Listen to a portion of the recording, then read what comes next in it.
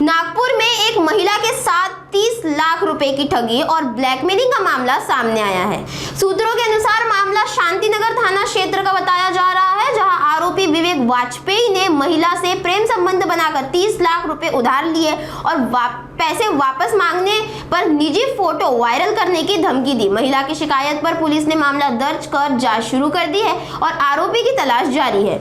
ह्या प्रकरणामध्ये जी महिला होती तिला जे इन्शुरन्सचे पैसे मिळाले होते 2022 मध्ये, तिच्या परिचयातली जी आरोपी व्यक्ती आहे, तेव्हा त्यांच्यासोबत संबंध चांगले होते. त्यांनी तिला वापरायला दिले होते की पैसे प्रॉपर्टीमध्ये इन्व्हेस्ट करू आणि त्याचा जो लाभांश तिला मिळणार होता 2025 मध्ये, त्याचे तुम्हाला 50 लाख रुपये एकंदरीत इन्व्हेस्टमेंटमध्ये आपल्याला मिळतील असं त्यांनी सांगितलं होतं. त्यानुसार दरम्यान त्या महिलेची आणि त्याची ओळख सुद्धा आणि ओळख संबंध एकदम चांगले झाले. त्या दरम्यान ते सोबत फिरायला वगैरे गेले असेल. फिरायला जे गेले होते त्याचे फोटो त्यांनी काढले होते असं त्या महिलेचं रिपोर्टमध्ये नमूद केलेलं आहे.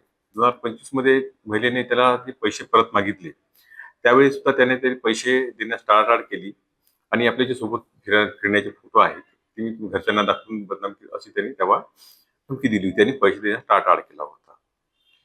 दरम्यानच्या कालावधीत ते महिलेने त्याला पैसे मागणं मग ते बोलणं बंद केलं आणि परत त्याचे फोन येणं सुरू झाले. मध्यंतरी जी महिला जिथे जायची महिला त्याची फोन उचलणं बंद केलं. त्यामुळे ते फोन का उचलत नाही, फोन का बोलत नाही म्हणून याबाबत सुद्धा तो तिला त्रास द्यायचा. घटनेच्या दिवशी सुद्धा तिला तसंच जुने तुझ्या घरच्यांना फोटो दाखवील असं म्हणून त्याने तिच्यासोबत दुर्व्यवहार केला, शिवीगाळी केली.